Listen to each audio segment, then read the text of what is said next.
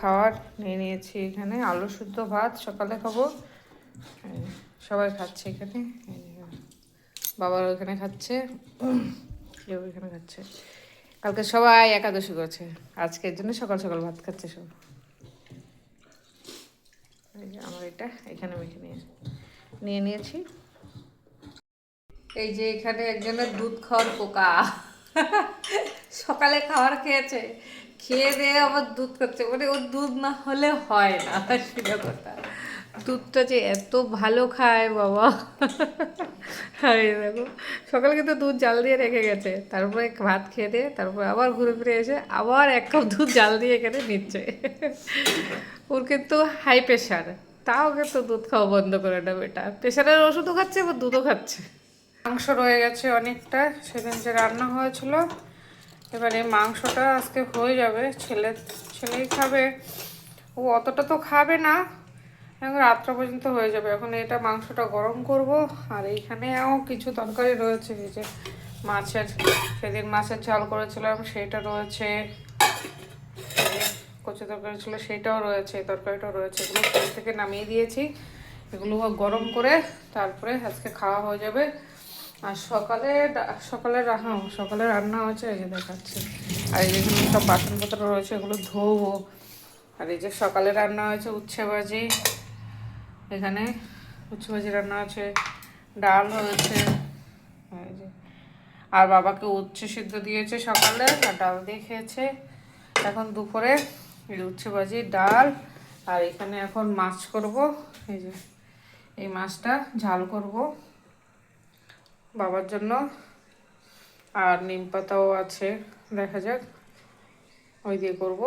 আর এখন এই তো আর বেশি কিছু রান্না করব না আজকে, এখানে কি যা রান্না আছে এটাতে হয়ে যাবে, ওর জন্য বেশি কিছু রান্না আর করবো না। তাইলে আজকে এখন যদি এরকম মানে মাছের ঝালটাই করি তাইলে তরকারিগুলো সব উঠে যাবে, না তো আবার সেই ফ্রিজে তরকারি থেকে যাবে।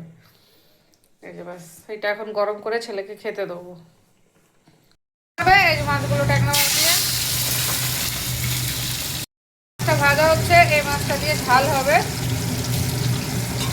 ট্যাংরা মাছের ঝাল করা হবে।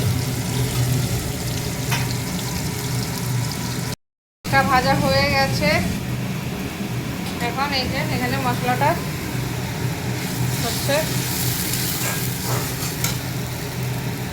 আর এখানে গরম জল হয়ে গেছে মাছের ঝোলে দেওয়ার জন্য।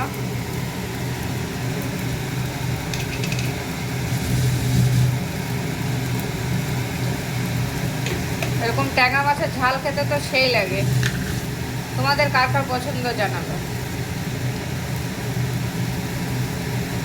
মশলাটা কষানো হোক, তারপরে মাছগুলো দিয়ে আর একটু কষিয়ে তারপরে জল দেবো।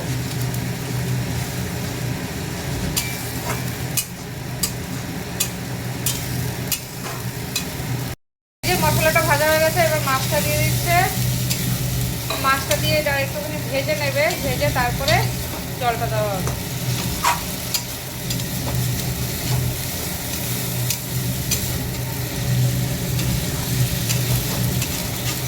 ছোট মাছ খেতে তো ভালোই লাগে,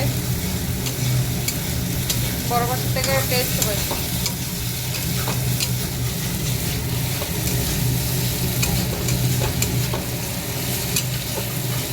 বাস এখন জল দিয়ে দেবো, কেন কি মশলাটা পুরো ভাজা হয়ে গেছে, তেলটা একটু বেশি হবে মনে হয়।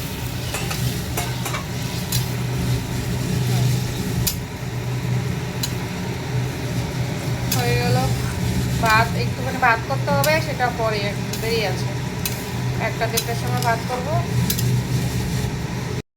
মাছের ঝোলটা হয়ে গেছে, মাছের ঝোলটা এখন নামিয়ে দেবো, কমপ্লিট। আর এইটুখানিতে ঝোল রাখবোই, ঠান্ডা হলে আর একটু টেনে যাবে। বন্ধুরা, তোমরা সবাই কেমন আছো, ভালো আছো কিনা? আর আমরা তো মোটামুটি ভালোই আছি। আর আজকে ভিডিওটা আমি এখান থেকে শুরু করেছি, আর কিছু ভিডিও তো করা হয়ে গেছে, আর এটা লাস্ট এখান থেকে আমি করছি।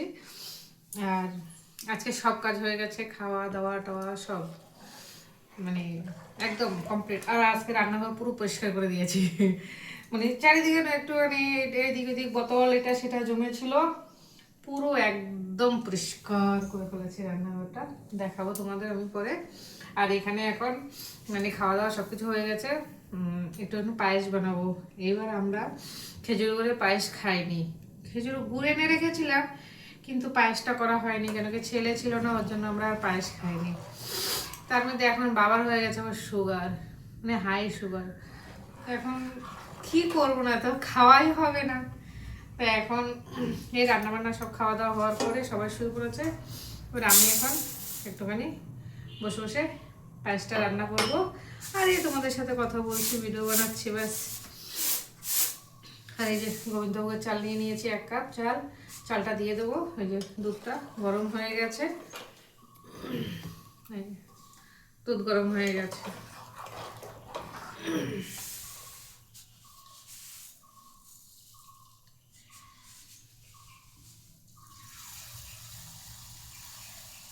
এবার শীতের এই পায়েসটা এই যে এখনই করছি।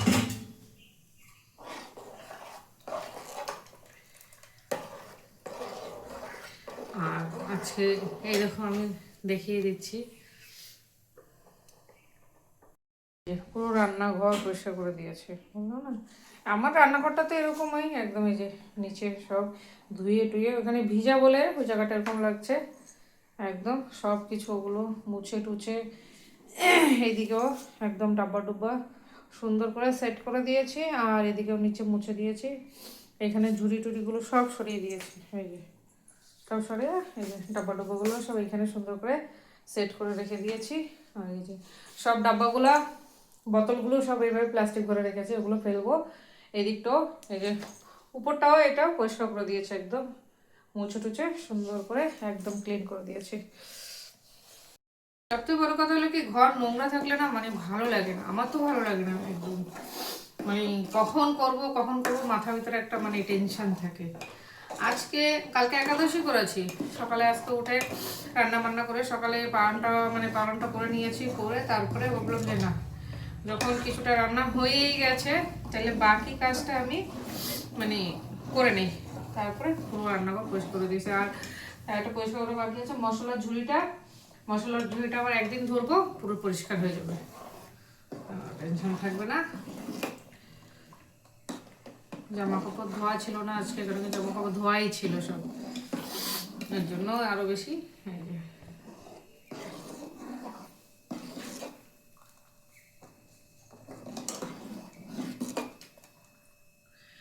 খেতে তো মানে বাবা খেতে পারবে না, কিন্তু কি করবো এখন, তাহলে আমাদেরও আর খাওয়া হবেই না,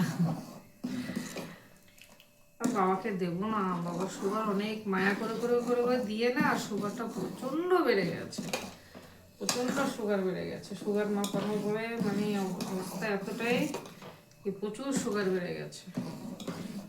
ওই ভাবি আমরা একা খাবো, হ্যাঁ ভালো লাগে না, বয়স্ক মানুষ একটু একটু করে দেই, ওই দিতে দিতে দিতে দিতে হয়ে গেছে ব্যাপার অবশ্য। এখন আর কিছু দিতে পারে, চাটা পর্যন্ত এখন মানে বাবা চিনি ছাড়া বিলকুল চা খেতে পারে না। ওই সুগার ফ্রি বিস্কিট এনেছি, বিস্কিট টিস্কিটগুলো দিয়ে ভাত কম করে দিতে বলছে ডাক্তার। প্রচুর পরিমাণে সুগারটা হয়ে গেছে আর কি।